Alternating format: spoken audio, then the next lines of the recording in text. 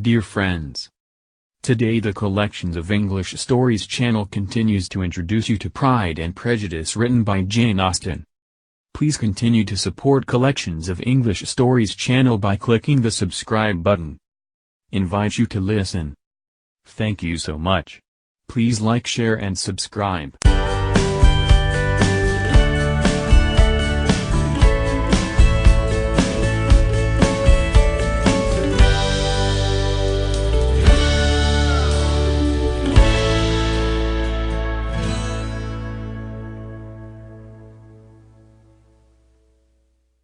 Chapter 4.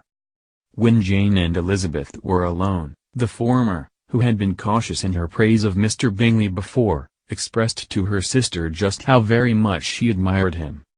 "He is just what a young man ought to be," said she, "sensible, good-humoured, lively, and I never saw such happy manners! So much ease, with such perfect good breeding." "He is also handsome," replied Elizabeth, "which a young man ought likewise to be, if he possibly can. His character is thereby complete. I was very much flattered by his asking me to dance a second time. I did not expect such a compliment." "Did not you? I did for you. But that is one great difference between us. Compliments always take you by surprise, and me never. What could be more natural than his asking you again? He could not help seeing that you were about 5 times as pretty as every other woman in the room. No thanks to his gallantry for that. Well, he certainly is very agreeable, and I give you leave to like him. You have liked many a stupider person." "Dear Lizzie. Oh! You are a great deal too apt, you know, to like people in general. You never see a fault in anybody. All the world are good and agreeable in your eyes. I never heard you speak ill of a human being in your life.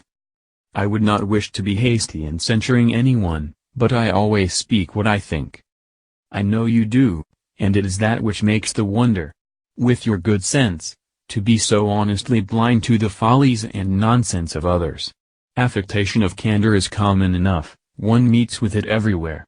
But to be candid without ostentation or design, to take the good of everybody's character and make it still better, and say nothing of the bad, belongs to you alone.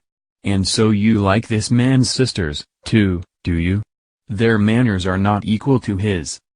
"Certainly not, at first. But they are very pleasing women when you converse with them. Miss Bingley is to live with her brother, and keep his house, and I am much mistaken if we shall not find a very charming neighbour in her."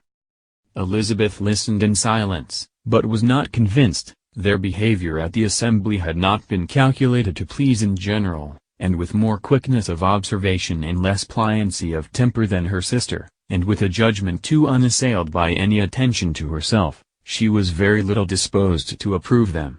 They were in fact very fine ladies, not deficient in good humour when they were pleased, nor in the power of making themselves agreeable when they chose it, but proud and conceited. They were rather handsome, had been educated in one of the first private seminaries in town, had a fortune of £20,000, were in the habit of spending more than they ought, and of associating with people of rank, and were therefore in every respect entitled to think well of themselves, and meanly of others.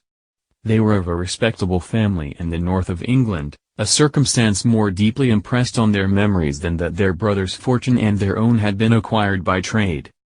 Mr. Bingley inherited property to the amount of nearly £100,000 from his father, who had intended to purchase an estate, but did not live to do it.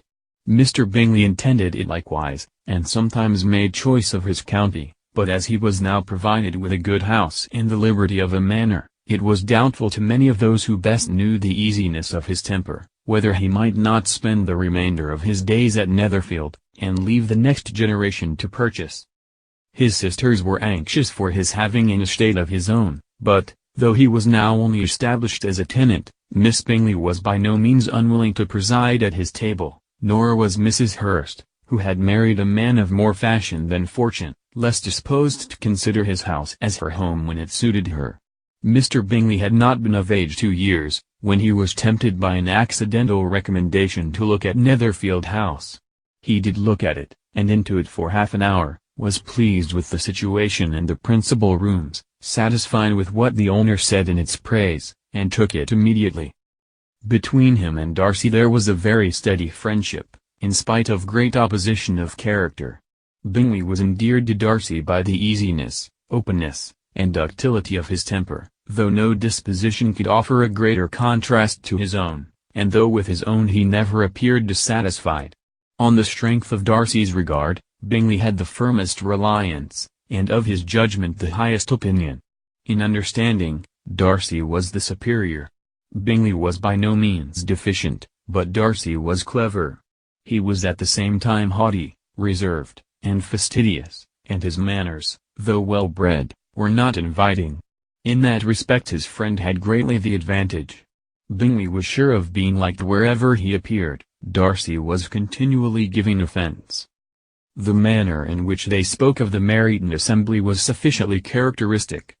Bingley had never met with more pleasant people or prettier girls in his life. Everybody had been most kind and attentive to him. There had been no formality, no stiffness. He had soon felt acquainted with all the room, and, as to Miss Bennet, he could not conceive an angel more beautiful. Darcy, on the contrary, had seen a collection of people in whom there was little beauty and no fashion, for none of whom he had felt the smallest interest, and from none received either attention or pleasure. Miss Bennet he acknowledged to be pretty, but she smiled too much. Mrs. Hurst and her sister allowed it to be so, but still they admired her and liked her, and pronounced her to be a sweet girl, and one whom they would not object to know more of. Miss Bennet was therefore established as a sweet girl, and their brother felt authorized by such commendation to think of her as he chose.